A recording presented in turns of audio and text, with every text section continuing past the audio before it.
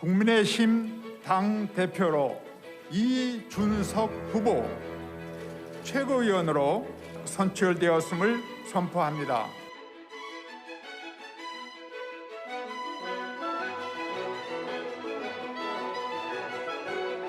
우리의 지상과제는 대선의 승리입니다. 그 과정에서 저는 다양한 대선 주자 및 그 지지자들과 공존할 수 있는 당을 만들 것입니다. 우리의 변화에 대한 도전은 전쟁과도 같은 치열함으로 비춰질 것이고 이 변화를 통해서 우리는 바뀌어서 승리할 겁니다.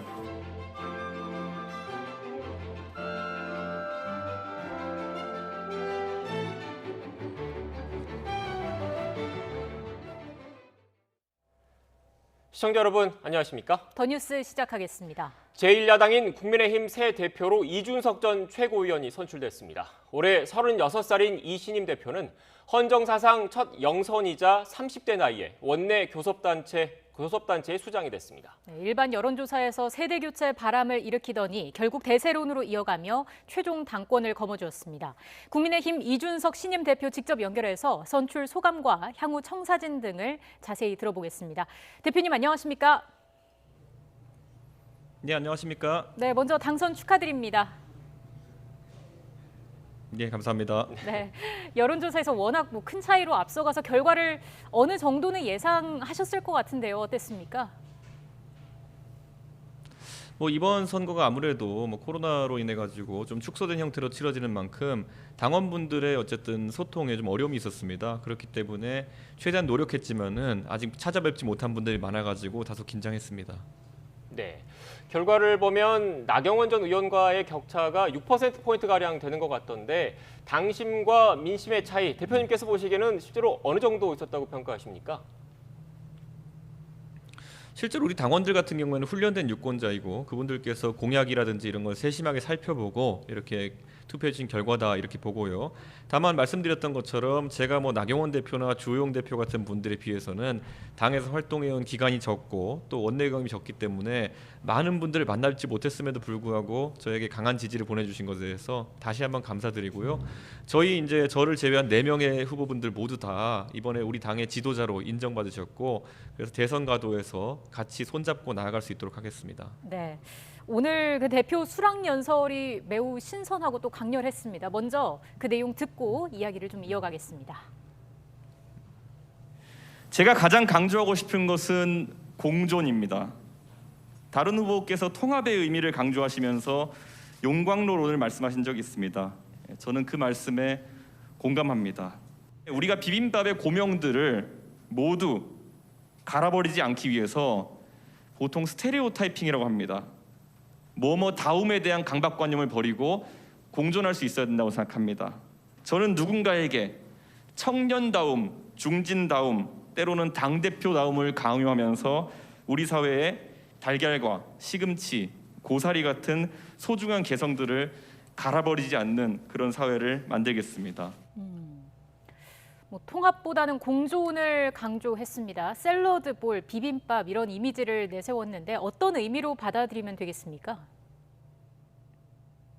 실제로 저희 당이 지지하는 국민들의 스펙트럼을 넓히기 위해서는 우리 당에서 뛰는 대선 주자들도 굉장히 다양한 분들이 있어야 됩니다. 네. 그런데 이것을 만약에 저희가 우리 당에 예를 들어서 몇 가지 가치가 있다고 해서 우리 당에 들어오는 분들에게 그 관점을 강요하게 되면은 들어오는 순간부터 그분들이 색깔을 잃어버리게 됩니다. 예를 들어 가장 밖에서 언급이 많이 되는 윤석열 총장 같은 분은요. 본인이 공무원 시절에 했던 수사나 이런 것들에 대한 관점을 유지한 채로 우리 당에 들어와야지 우리 당의 확장성에 도움이 되는 것이지 와가지고 그런 것들에 대해서 미주알 고주알 입장을 밝히고 입장을 바꾸고 이렇게 한다 그러면은 대선 주자로서의 매력도가 떨어지는 거 아니겠습니까? 그렇기 때문에 다소간의 차이가 있다 하더라도 같이 공존할 수 있는 것이 대통합의 핵심이다 이런 생각을 하고 있습니다. 네. 지금 대표님 말씀을 들어보면 결국 각자의 개성 그리고 고유의 특성을 존중해야 된다 이런 말씀이신 것 같은데 앞으로 당내 분위기도 그런 방향으로 바뀌는 겁니까? 기본적으로 저는 이 다양성에 대한 확보도 굉장히 중요하다고 생각하고요. 그 안에서 특정한 입장을 강요하지 않는 문화가 만약에 대두되게 된다면은 저는 지금까지 정치 참여를 주저하셨던 많은 분들이 그 첫 번째 이 기착지로 저희 당을 선택할 것이다 이런 생각을 하기 때문에 저는 매우 긍정적인 변화가 될 것이라 생각합니다. 네. 자, 저희가 준비한 또 녹취가 하나가 더 있습니다. 경선 과정에서 대구 연설회 발언이 주목을 받았는데요. 저희가 준비한 내용 다시 한번 듣고 오겠습니다. 제 손으로 탄생에 일조한 박근혜 대통령이 호가호위하는 사람들을 배척하지 못해서 국정농단에 이르는 사태가 발생한 것을 비판했습니다. 그리고 국가가 통치불능의 상태에 빠졌기 때문에 탄핵은 그 시점에 정당했다고 생각합니다. 이 발언은 어떤 심정으로 하신 걸까요? 제가 이번에 다소간에 어쨌든 지지율이 높아가지고 초기에 1위를 한다고 이렇게 했을 때 저는 이것이 사실상 우리 국민들과 당원들에게 탄핵에 대해서 있던 수많은 이견들을 한번 정리해갈 시점이 아닌가 이런 생각을 했고요. 네. 저는 뭐 국민들께서 두루 아시는 것처럼 박근혜 대통령이 영입해서 발탁한 인사입니다. 그렇기 때문에 저는 그분에 대한 개인적인 고마움이나 이런 사적인 고마움은 항상 가지고 있습니다. 하지만 저희가 공당으로서 앞으로 선거를 치러야 되고 여러 국민을 포용해야 되는 입장 속에서 저는 법치주의, 그러니까 결국 대법원 판결 같은 것을 존중하는 것도 중요하다 이런 생각을 하고요. 다만 이 법리가 이제 과거에 비해서 굉장히 엄격해진 것 아니겠습니까? 이게 문재인 정부나 그 뒤를 잇는 정부들에도 엄격하게 적용될 수 있도록 감시하는 것이 저희의 역할이다 이렇게 생각했고요. 저는 이번 전당대회 결과로 인해 가지고 어떤 저희 당 밖의 대선 주자도 탄핵에 대한 입장에 대한 두려움으로 저희 당에 들어오지 못하는 상황은 없을 것이다 그렇게 생각합니다. 네, 대표님 그래서 추가적으로 좀 질문을 드리면 일단 대표님이 국민의힘의 새 수장이 된 거 자체가 어떻게 보면 탄핵의 강을 건너는 신호탄이다 이렇게 해석을 해도 된다는 말씀이십니까?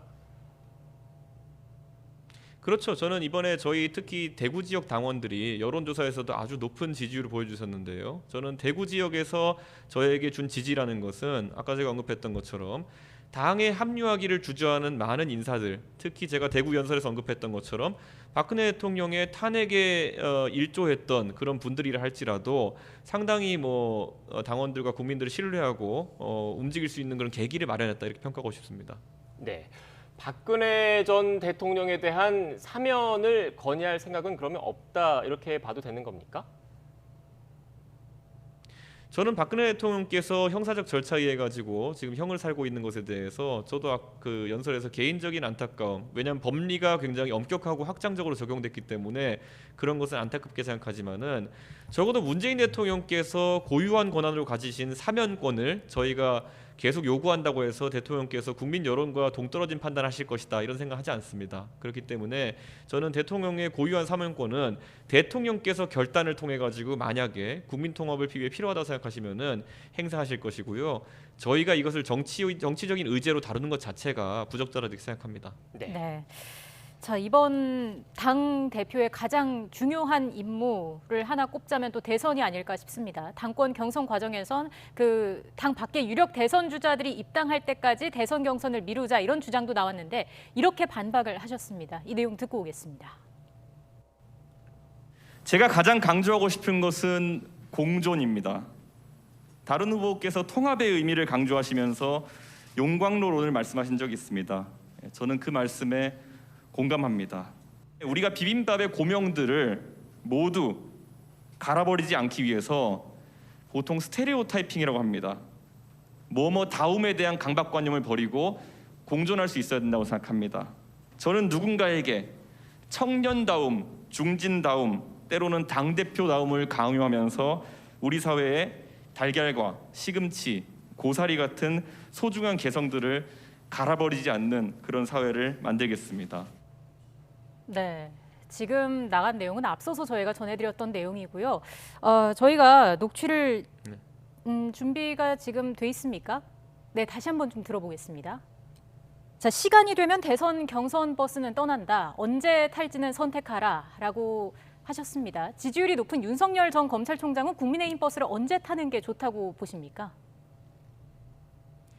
저는 지난 서울시장 선거에서 안철수 국민의당 대표께서 2번으로 나가면은 선거 결과가 다소 부정적이고 4번으로 나가면은 중도 확장성이 있기 때문에 더 유리하다라는 말씀을 하셨을 때 저는 그건 안철수 대표께서 개인께서 선택하신 가설이었습니다. 그런데 선거 결과를 저희가 최종적으로 보면은 저희 당의 오세훈 후보도 충분한 중도 확장성을 가지고 있었고 저희 당의 기호인 2번이라는 것이 당선의 장애물이 되지 않는다는 걸 확인했습니다. 그렇기 때문에 저는 만약에 야권에 다른 유력 주자가 있다고 한다면은 대선 과정이 있어가지고 늦추고 다른 기회를 살피고 또 좀 더 확장을 한다는 이유로 제3지대를 구축하는 노력을 하기보다는 저희 당과 함께해서 저희 당이 갖고 있는 네거티브 대응 능력이라든지 조직력이라든지 아니면 열성 당원들이라든지 이런 아주 혜택을 받을 수 있는 요소들에 더 관심을 갖는 것이 좋다 이렇게 생각합니다. 네. 대표님 이제 대표님이 되셨으니까 구체적으로 여쭙겠습니다. 윤석열 전 총장에게 국민의힘에 입당해라 이렇게 공식적으로 권유하시거나 만날 계획이 있으십니까? 저는 앞으로 제가 대표직을 수행하면서 어떤 대선 주자에 대한 특별한 선호나 또는 호불호를 이야기하지 않을 생각입니다. 그렇기 때문에 제가 만약에 방금 진행자께서 질문하신 부분에 대한 답이라고 한다면요. 우리 당에 관심이 있는 어떤 대선 주자라 할지라도 제가 우리 당에 들어오시는 과정을 안내하고 또 이렇게 또 소통하긴 할 것입니다. 하지만 그것이 꼭 특정 주자를 염두에 두고 움직이는 것은 아닐 게 방금 언급하신 분 외에도 보면은 당 밖에 훌륭한 분들이 많이 있습니다. 제가 어떤 특정한 주자에게 특정한 배려를 하는 모습처럼 비춰지면은 그 다른 훌륭한 분들에게는 위축이 될 수 있는 요소가 될 수 있기 때문에 최대한 공정하게 움직이도록 하겠습니다. 네. 지금 말씀하신 걸 좀 더 구체적으로 질문을 드릴게요. 그러니까 윤석열 전 총장에 대해서 국민의힘 입당의 문은 열려 있지만 먼저 제안을 그 대표님께서 하진 않겠다 이런 말씀이신 거죠? 저는 그것도 특정한 주자에 대해서 답을 하진 않겠지만은 이미 많은 주자들의 문의에 답하고 또 그리고 소통하고 있습니다. 그 안에 특정 인물이 속해 있는지 여부 등에 대해서는 제가 언급을 자제하겠습니다. 네, 지금 말씀하신 건 결국 최재형 감사원장이나 김동연 전 부총리처럼 그 야권의 대선 주자 후보로 거론되고 있는 사람들에게도 똑같이 적용된다 이렇게 이해해도 되겠습니까? 예, 맞습니다. 그리고 방금 언급하신 분들 외에도 더 많은 훌륭한 분들이 야권의 대선 주자로 우뚝 설 수 있다 이렇게 생각합니다. 네, 네. 알겠습니다. 이 질문도 드리겠습니다. 윤 전 총장에 대한 공수처 수사가 시작이 됐는데 윤석열이 아닌 공수처가 시험대에 오른 것이다. 이런 입장을 밝히셨습니다. 어떤 의미인지 좀 더 구체적으로 설명을 해주시죠. 예, 그 공수처라는 조직은 사실 굉장히 치열한 국회 내에서 토론 과정을 통해서 많은 국민들의 상당한 기대를 안고 출범한 조직입니다. 그래서 국민들은 그 기관이 공정하길 바라고요. 수사력이 있길 바랍니다. 그런데 처음에 그 기관에서 조희연 교육감에 대한 이제 수사를 진행한다라고 했을 때 많은 분들이 생각했던 것과는 약간 다른 곳에서 시작을 하네 이런 느낌을 받았었고요.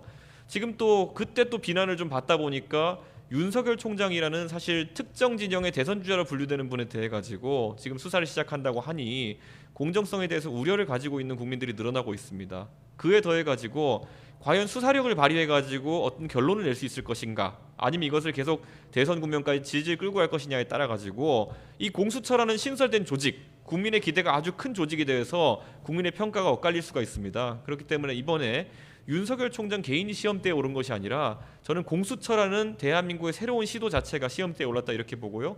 공수처는 조직의 명운을 걸고 여기에 대해 가지고 매우 공정하고 엄정하게 대응해야 될 것입니다. 네. 대표님 윤석열 전 총장 그리고 공수처 관련된 이야기가 나오니까 추가로 좀 질문을 드리면 앞서 대표님께서는 윤 전 총장이 궁지에 몰리면 방어할 비단 주머니가 있다 이런 말씀을 하시지 않았습니까? 어떤 내용입니까? 예. 제가 아까 언급했던 것처럼요. 저희 당은 네거티브 대응이라든지 어쨌든 선거를 여러 번 치러본 정당으로서 저희 당내 주자들에 대한 공격을 여러 번 성공적으로 방어해봤던 경험이 있습니다. 가장 가까운 것이 최근에 오세훈 서울시장이 선거에 나갔을 때 여러 가지 그 상대 진영에서 네거티브가 들어왔지만은 저희가 때로는 합리적으로 받아치고 때로는 뭐 어떤 부분에 있어가지고는 저희가 국민들에게 설명하고 이렇게 하면서 그 네거티브를 극복하고 높은 지지율로 서울시장을 만들었습니다. 그런 것처럼 과거에 네거티브나 아니면 이런 공격에 있어가지고 쉽게 대응하지 못했던 반기문 총장의 사례와 다르게 저는 이번에 야권 대권 주자들이 만약에 저희 당에 들어와서 일찍 활동할 수 있다면은 그런 네거티브 대응이 좀 더 순조롭지 않을까 그런 취지에서 제가 뭐 비단 주머니에 비유해가지고 이야기를 좀 했습니다. 네. 대표님, 그런데 윤석열 전 총장이 국민의힘으로 입당하지 않을 경우에는 이런 비단 주머니를 쓸 일도 없겠네요. 대표님 지금까지 쭉 말씀하신 내용을 들어보면. 저는 제가 지금까지 생각했을 때 윤석열 총장이 최종적으로 저희 국민의힘에 입당하지 않을 가능성이 낮다 이렇게 보고 있습니다. 그런데 제가 뭐 그런 선택을 만약에 하신다고 한다면은 그것은 제가 뭐 다른 주자들에 비해 가지고 특별하게 따로 설득하고 이럴 문제는 아닌 것 같습니다. 네, 그러니까 앞서 말씀하셨던 이 비단 주머니도 윤석열 전 총장이 먼저 국민의힘에 입당한 이후에 검토할 수 있다 이런 말씀이신 거죠? 그렇죠. 저희는 저희 당과 함께 할 수 있는 대선 주자를 원하고요. 그것이 물론 아까 말했던 것처럼 버스 정류장이 여러 번 있기 때문에 저는 뭐 최대 3번 정도까지 있을 수 있다 보는데 그것이 최대한 첫 번째 정류장에서 모든 주자가 함께해서 원샷 통합 경선을 할 수 있는 방향으로 갔으면 좋겠다. 이게 제 개인적인 생각입니다. 네. 자, 이번에 합당과 관련한 질문을 좀 드리겠습니다. 과거로 거슬러 올라가면 바른미래당 시절에는 지금의 국민의당 안철수 대표와 갈등도 있었는데 대표가 되면 합당을 추진하겠다 이야기를 하셨습니다. 지금 대표가 되셨으니까 합당에 대한 시간표가 있으신지 좀 여쭙겠습니다. 저는 우선 뭐 저희 당의 주호영 전 원내대표께서 상당히 훌륭한 협상을 해오셨다 이렇게 생각하고요. 다만 그 협상이 잠정 중단된 시점에서 추가로 변동된 사항이 좀 있습니다. 예를 들어 안철수 대표께서 국민의당의 지역 조직책을 모집하는 그런 어떤 상황도 있었고요. 지금은 물론 임명하는 것을 보류하신 상태이기 때문에 저도 긍정적으로 그건 평가합니다만은 그런 변화된 상황들에 대해 가지고는 제가 당 대표로서 당 구성원들 총의를 모아가지고 추가적인 협상을 진행하도록 하겠습니다. 다만 아까 말씀드렸던 것처럼 저는 주호영 원내대표께서 해 오신 협상에 대해 상당히 만족하고요. 그래서 그 안을 근거로 해가지고 상당한 합의 내용들을 준용하는 선택에서 저희가 진행하도록 할 거고요. 시기는 늦출 이유가 전혀 없습니다. 제가 제 SNS 글에도 게시했던 것처럼 안철수 대표와 저는 예전에 같은 당을 한 적도 있고요. 그 자택 거리가 1km 정도밖에 안 됩니다. 그렇기 때문에 어느 형식이든지 어느 시점에서든지 안철수 대표와 허심탄회한 소통을 할 그런 의향이 있습니다. 네. 당내 다른 대권 주자 관련된 이야기도 한꺼번에 좀 질문을 드릴게요. 일단 그 홍준표 의원의 복당을 받아들이실 건지, 그리고 유승민 전 의원에 대해서는 그 대권 주자로서 어떻게 생각하시는지 좀 말씀을 해주시죠. 저는 뭐 당내 주자에 대해서도 상당히 뭐 선호를 드러내지 않고 공정한 평가들을 하겠습니다. 다만 홍준표 전 대표의 입당 관련해서는 그분이 뭐 지금 입당을 한다고 했을 때 저희가 막을 근거가 딱히 없습니다. 왜냐하면 지금까지 국회의원 선거나 이럴 때 공천에 불복해서 이제 탈당하신 정도의 상황에 지금 홍준표 대표가 놓여 있는데요. 일반적으로 주민의 선택을 받으면은 다시 복당시키는 것이 관례입니다. 그렇기 때문에 저는 그 관례를 준용할 생각이고요. 지금 당내 원희룡 지사라든지 유승민 전 의원이라든지 이런 분들이 대선 주자로 거론되고 있고 본인들도 의지를 밝히고 있습니다. 각자의 고유한 장점이 있다 보고요. 이번에 전당대회가 딱 치러지기 직전에 저희 당의 하태경 의원도 대선 출마 의지를 밝혔는데요. 잘 보면은 지금 민주당에서도 박용진 의원이 최근에 약진하고 있는 모습을 보이는 것처럼 이런 새로운 주자들이 또 국민의 관심을 받을 수 있는 지점도 있다 이렇게 보고, 저는 방금 언급한 저희 3명의 당내 주자들 외에도 예를 들어 저와 같이 전당대회 경선을 뛰었던 중진 의원들 한 분 한 분이 전부 다 대선 주자로 뛸 수 있는 훌륭한 경험과 경륜을 가지신 분들이라 생각합니다. 앞으로 저희 당의 대선 주자가 풍부했으면 풍부했지 부족한 상황은 나타나지 않을 것입니다. 네. 대표님, 그리고 앞으로 대여 관계가 어떻게 될지도 궁금한데 지금 민주당 송영길 대표가 당선을 축하하면서 여야 양당 대표의 정기 회동을 제안을 했더라고요. 여기에 대해서 어떻게 생각하십니까? 저는 송영길 대표께서 취임 이후에 해오시는 각종 이제 전향적이고 개혁적인 행보들에 대해서 상당히 긍정적으로 평가합니다. 그리고 저도 송영길 대표님과 만나가지고 이 여야 간의 협치를 논의하고 또 무엇보다도 대한민국의 코로나라든지 경제라든지 여러 위기 상황을 같이 헤쳐나가는 것에 관심이 있습니다. 그렇기 때문에 빠른 시일 내에 그런 만남이 성사될 수 있도록 하겠습니다. 네. 대표님, 그리고 마지막으로 그 이번 당대표 경선이 좀 치열했기 때문에 뭐 나경원 의원이라든지 좀 이런 갈등 구조를 어떻게 봉합해야 될지 이런 문제가 좀 있고요. 여기에 대해서는 어떻게 풀어 나가실 것인지, 그리고 지금 당대표가 됐기 때문에 앞으로 이준석 호 어떻게 이끌어 나가겠다 간단하게 좀 말씀을 부탁드리겠습니다. 예, 나경원 대표께서는 저랑 치열하게 경선을 다퉜지만은 국민과 당원의 많은 지지를 받고 있는 저희 당의 훌륭한 지도자 중 한 분이십니다. 그렇기 때문에 그에 걸맞는 예우를 제가 해야 되고요. 또 대선이라는 큰 전쟁이 있는 만큼 나 대표님의 그런 어떤 장점과 경험 경륜을 잘 활용할 수 있는 충분한 그 역할을 맡아주실 걸로 좀 기대하고 있습니다. 그리고 제가 당대표가 된 것에는 무엇보다도 변화와 개혁에 대한 국민들과 당원들의 의지가 담겨 있다 생각합니다. 그렇기 때문에 제가 약속하고 공언한 것처럼 우리 당의 경쟁 체제 그리고 공정의 기회 이런 것들을 많이 부여하기 위해 가지고 최대한의 노력을 하면서 국민들과 당원들에게 지지를 받을 수 있도록 노력하겠습니다. 네, 알겠습니다. 지금까지 국민의힘 이준석 신임 대표의 목소리 직접 들었습니다. 대표님 당선 다시 한번 축하드립니다. 예, 감사합니다.